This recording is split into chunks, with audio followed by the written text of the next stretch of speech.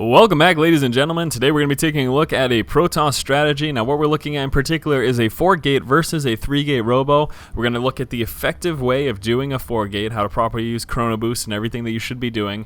We're also going to be taking a look at how to push up against a person going for a 3-gate robo and using force fields to block off their ramp. We're going to look at the effective way of pushing, pylon placement, everything like that. Also early game map control, those sorts of things. So let's take a look at the players we're looking at. The player we're focused on here is Nani. This is the Protoss player we're going to be concentrating on, and the Protoss opponent here is Night End. So let's go right into Anani Vision here. So I want to talk about a couple things for the early game. Obviously scouting very important, checking for proxies, all that sort of stuff.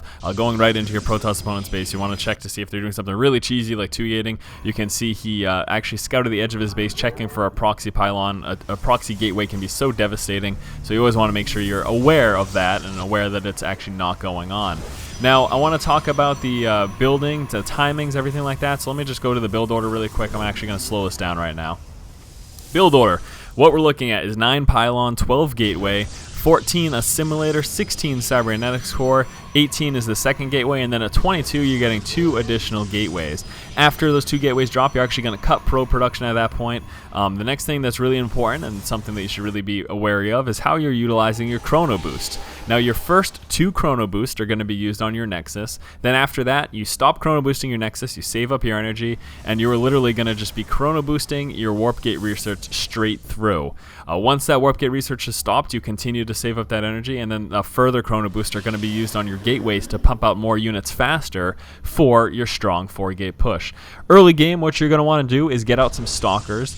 These stalkers are going to be used to gain map control and to help you lay down those proxy pylons without your opponent being aware. So you can see 1 stalker already out, going to be coming out with a 2nd stalker here as well. Don't even worry about this, we're just sticking with the 1 gas, so if your opponent does do a gas steal for you to stick one of your stimulators, don't worry about it. Another important thing is placement. These gateways, your additional gateways, revealing that 4-gate, you should not tell your opponent that. Keep it away from that assimilator if they do go ahead and drop it. You can see right now the opponent does have 1 stalker out as well. They aren't likely, if you're going to a 4-gate, they're not likely to have as much early game as you are in terms of units. So if you have, if you're pumping out this continuous stalker and they're going up for a robo, you should have more early game than them, and that's going to allow you to gain map control, make sure that they do not see this coming. Now proxy pylons, super important. This is obviously kind of the main focus of the build in terms of actually being able to be aggressive. You can see right now that chrono boost research is finished, so what's going to happen is Nani is going to stop chrono boosting right now, and he's going to save all that further energy to chrono boost these gateways once the time does come. And what's going to happen again is the opponent here is going, in fact, for a 3-gate robo. Let's take a quick look. And now in going for a 3-gate robo, what they're going to end up doing, you can see just 2 gates right now. There will be a 3rd gateway though. In doing that, they need to defend themselves with sentries. That's the entire point. So what you need to do, what's your focus here? Let's go back into Nani Vision. You need proxy pylons right outside their base, and you need to just keep pushing this ramp. He is gonna run out of energy. He is gonna run out of force field. You need 6 sentries to maintain a constant force field. He will not have that at this point in the game. It's just not possible. So what's gonna happen is you're just gonna keep pushing, and the second you have that opportunity, the second you have vision of the high ground, warp in those units, and look at that now. Now you've got guys right up on the high ground. You can continue to warp on units there. You need to keep those pylons nice and close. The last patch did change the radius of the pylon. It did shorten it, but it's not going to be that huge of a deal. Just make sure that you get them a little bit closer than you would have prior, and you got to really protect these as well. That's another important thing. If this looks to be in danger, just drop another one.